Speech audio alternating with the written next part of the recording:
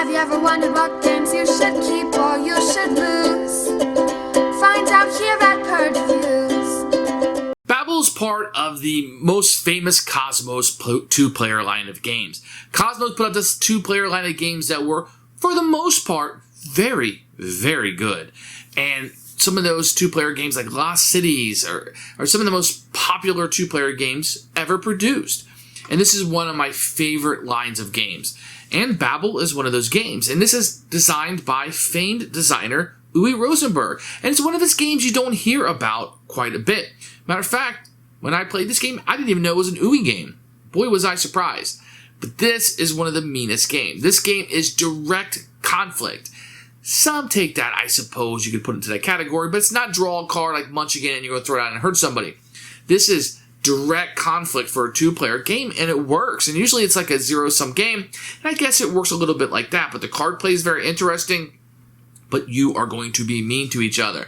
And it's not like, oh, we could direct conflict. No, you must go after the person. That's the game.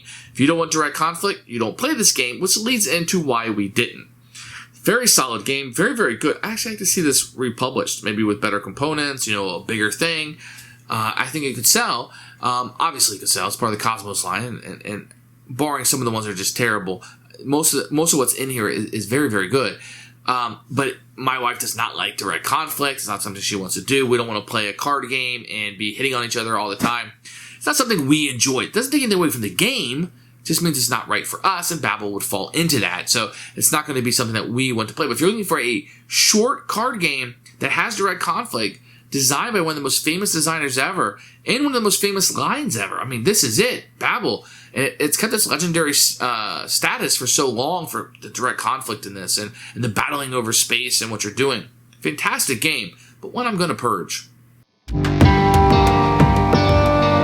So here's Babel. It's a two-player Cosmo line. We'll open up a clever power struggle for two.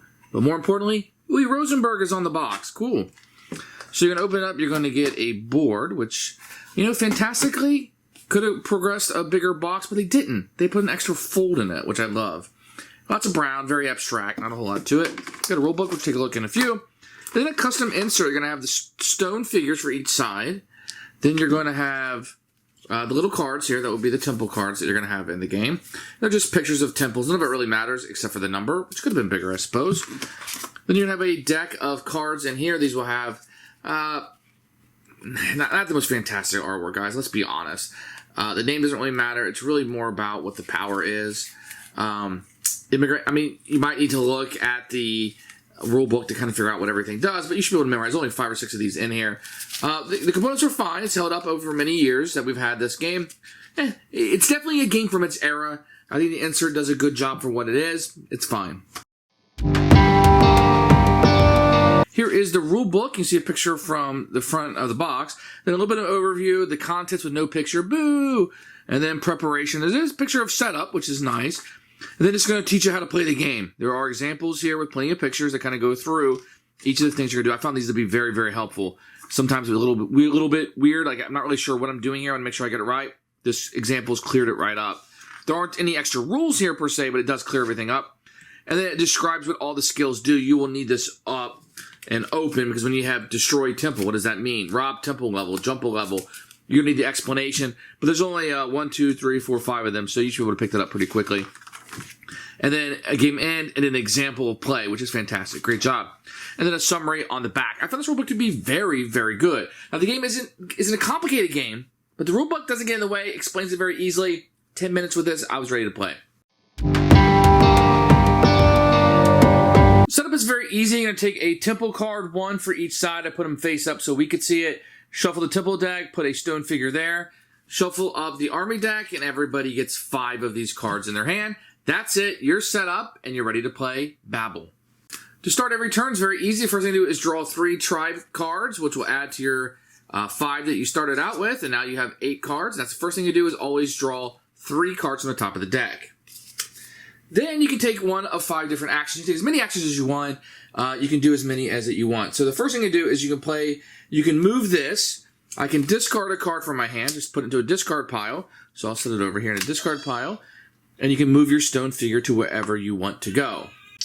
The second thing you do is you can settle. Just take a card from your hand and put it down wherever the stone is. So I could not play here because the stone's not there. I could play it here, and I can do that as many times as I like. As long as I have cards in my hand, I can play those down. Then I can play a temple card down from this location over here, as long as I have, it has to be where the stone is at. So there you go. It is there.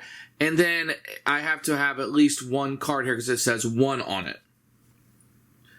Now, if I was going to build other temple cards, I would have to have 4 here, 3, 5, etc. Now, if I wanted to build another one, let's say there was one here, and I wanted to build it, I'd have to have at least 2 cards and go on top. So it has to go 1, 2, 3, 4, 5, 6, etc. up as you're going through. So I couldn't put a 4 on top of a 2. I would have to put the 3 on top of the 2, but I would have to require 3 cards there, which I don't have. Okay, so let's say I did that. Maybe I play another card here. So once per turn, I can do what's called migration. I can move these cards to a different location. Keep in mind, that's the only action I can only do once per turn. You have to take a set of 3. Let's say I had a card like this. It has to be the top 3, so I'd leave the other ones behind, and I would move them down there. So that's an action that I could definitely do in the game, is migration, is move the workers or the armies to another place, but only once per turn. Then the last thing you can do, which you'll be doing as much as possible, I suppose, is utilizing the power. So I had these 3 Sumerians here. I could discard one of these guys, and these guys would stay here, and I would utilize the powers on it. So switch sides. I'll go through what each of these do in just a moment, but you have to discard one of these. Now, if I was in a situation, let's say where I had 4 of these in a row, let's just say it was like this, I would use the power, discard a card, and then I could use it again because there's 3 there, right? So I could do it again if I so chose, and then I'd have 2, and I couldn't do it anymore because I didn't have a 3 in a row.